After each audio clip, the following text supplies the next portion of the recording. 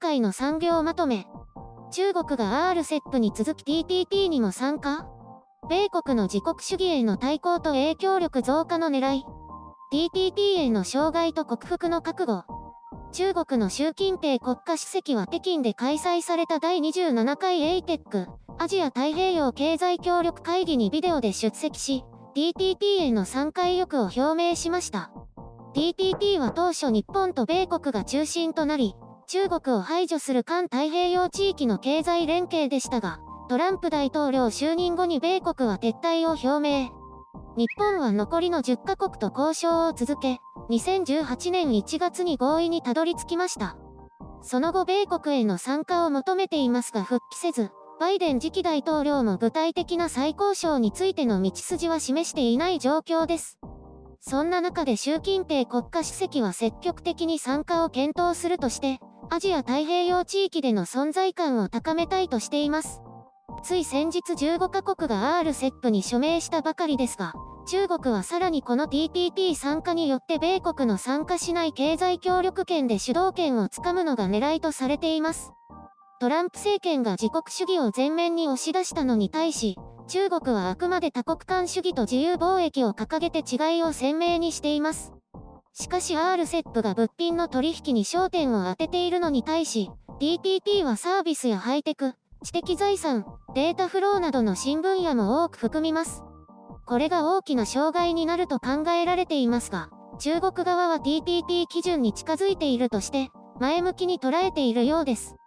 中国もすぐに参加できるというわけでなく、数年間の交渉を経ての参加と見ているようです。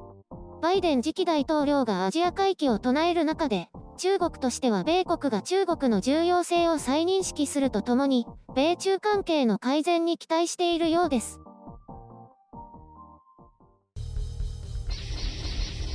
編集書簡。今回の概要。中国の米国への経済戦争宣戦布告。反中ネットワークは無双に終わる。反中国への日本の立場、役割。米国トランプ政権が掲げた反中国の動きは大きなうねりとなり、今や先進国の多くが警戒感を示していますが、再選が絶望となって路線継続も危ぶまれています。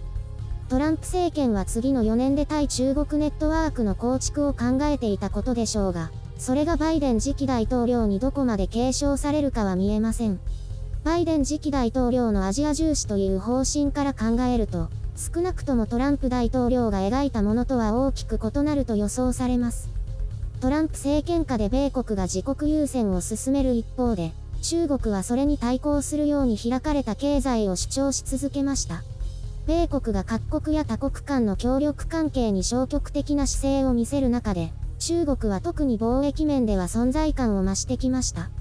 米国が手を引いた部分に中国が入り込んでいく、そのような戦略であり、今回の TPP 参加表明はその最たるものでしょう。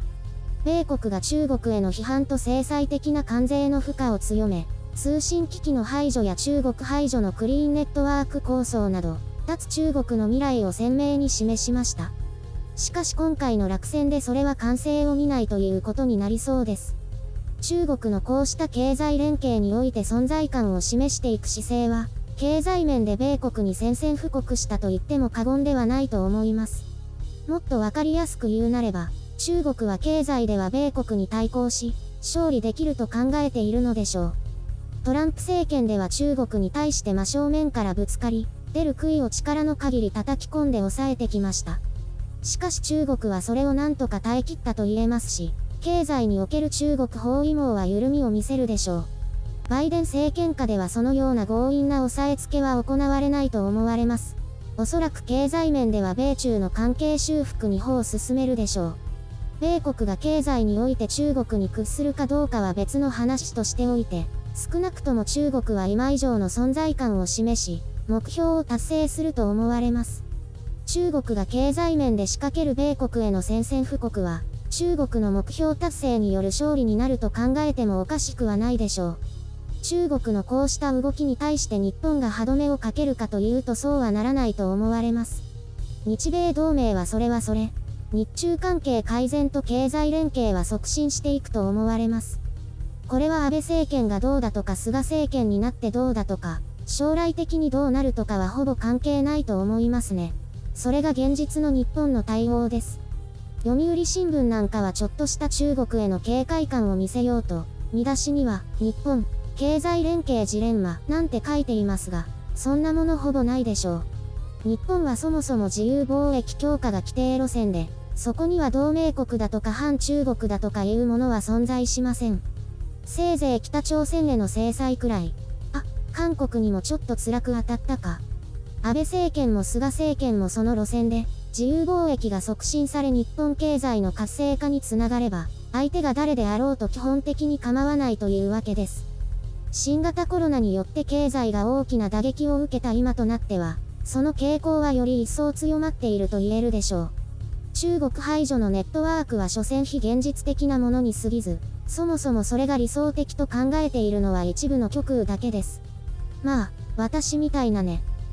これ言うと極右の人には叱られるか。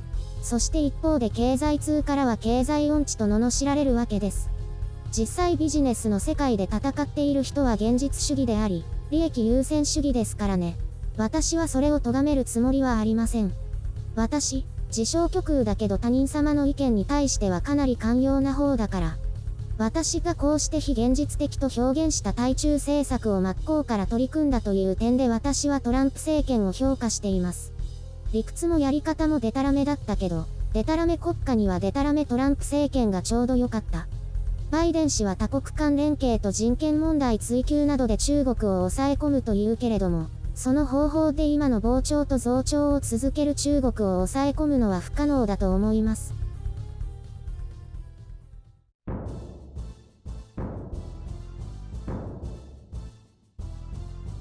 中国が TPP 参加って驚きましたね。なんだか中国に支配されそうですね。まだ参加してないけどね。でも参加すると乗っ取って支配的な立場を取るかもしれないね。中国が世界征服をするっていうことですか？そんなことは言ってない。ただ、世界征服の定義をどうするかはさておいたとしても、経済面での支配力は高まるでしょうね。現代のシルクロードを作るのが一帯一路構想ですが、環太平洋を牛耳ることができれば、それもまた中国にとっては大きな収穫でしょう。なんか中国が中心になるってだけで嫌だなぁ。ゾゾッとする。確実にその方向に進んでるよ。トランプ政権で米国が国際社会から一歩引いたところに中国はことごとく入っていきましたからね。国連のとか、地球温暖化のとか？そういったもろもろだね。トランプ政権は自国を優先すると言って他国間の協力には極めて消極的でしたからね。鬼の居ぬ間になんとやらってことですね。そうですね。ある意味中国が入り込む隙となりましたね。賛否はある点だと思いますが。どうにかならないんですか？中国が潰れるとか。中国を潰すことができるのは中国国民だけだと思いますね。中国政府はそうならないように必死で愛国教育していますけど。ああ、嘘の歴史ね。共産党最強列伝だよ。最強だけど日本にいじめられたけどね。共産党はいじめられてないことになってるんだった。これってもうどうにもならないですかね。こういう言い方は好きではないけどバイデン次第だろうね。日本じゃもうどうしようもないってことですかね。鍵は米国が握ってるよ。日本はどうしたらいいですか？どうしたらって、経済に関しては政府や政治家が特に問題視していないんじゃないかな。それよりも今はコロナから立ち直ることが優先ってところで、将来的な明確なビジョンもないんじゃない？もう中国は止められないってこと？経済面で中国を叩くことが世界にとって良いかどうかも議論になると思うね。なるほどね。それだけ重要な存在ってことかな？人口多いからね。でもそういう点ではインドが台頭してきたらまた別の対立軸になりうるかも。難しいね。私はこういう事態に陥ったのは主に日本の責任だと思うね。なんで？戦後日本が敗戦の責任を感じて地域への関与を断ってきたからだよ。意味わかんない。何もかも米国に任せて経済に集中し、アジアでの地政学的役割を放棄してきた。何もしなかったってこと？金銭的にはいろいろやったけどね。でも安全保障面では放棄しちゃった。その結果今この地域が米中激突の場所になってる。全然よくわかんないけど、日本がもっと頑張ったら日米中になってたってこと？そう。私はそう思うんだよね。米国の一部の人たちも当時からそうあるべきと考えていたようだし。そうなんだ。でももうどうしようもないよね。そこに陥った原因を見つけて今後に生かしていかないとね。もっともそういった議論は起きてないけど。難しいね。とにかく頑張らなきゃね。うん。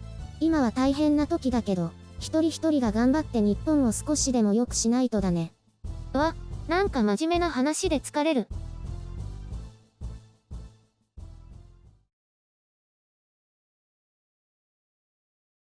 てへへ、また買っちゃった。あのさ、その入り方好きじゃないんだけど、最初から全部説明してよ。そう？ちょっとは引っ張った方が良くない？よくないね。皆さん忙しいから結論ファーストで。それ小池都知事みたいでやだなぁ。なんとかファーストは今や誰もがバカの一つ覚えみたいに使ってるよ。あ、そう。ゆるりんも使ってるじゃん。しまった墓穴掘った。ほらほらいいから。実はですね。だからそれいらないから。じゃじゃーん。じゃじゃーんいらないって。ヨーグルトメーカーを買いました。イエーイ。あれ？この前ヨーグルトメーカーめっちゃけなしてなかった？あれはね、実はカスピ海ヨーグルトの話。はあ、意味がよくわからないけど。カスピ海はね、常温でもできるんですよ。だからカスピ海だけ作るときはいらないってこと。じゃあ何か新しいヨーグルト作ってるの？ギリシャ。ギリシャ？ギリシャヨーグルト。何か違うの？基本的には水分が少なくて固めってだけらしいけど、なんかね、甘いの。へえ。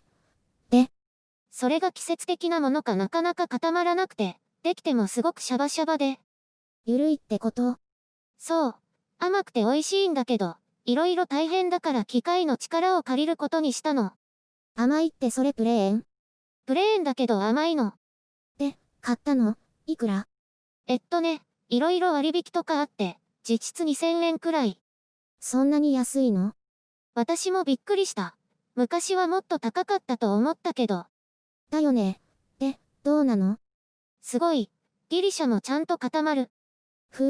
うちはカスピ海でいいや。ギリシャ美味しいって。そのために買いたくないよ。今度持って行ってあげる。わざわざそこまでするもの？あ、じゃあ一回買って食べてみてよ。パルテノ。めんどくさい。頑固だなぁ。嫌われるよ。嫌われないよ。面倒なだけじゃん。お金無駄にかかるし。せこ。130円とかだよ。美味しいのに。じゃあ今度買ってきてよ。白雪さんのおごりで。それだったら私の家のを一人分だけ持っていくよ。なんかな。まあいいや。よろしく。絶対美味しいって。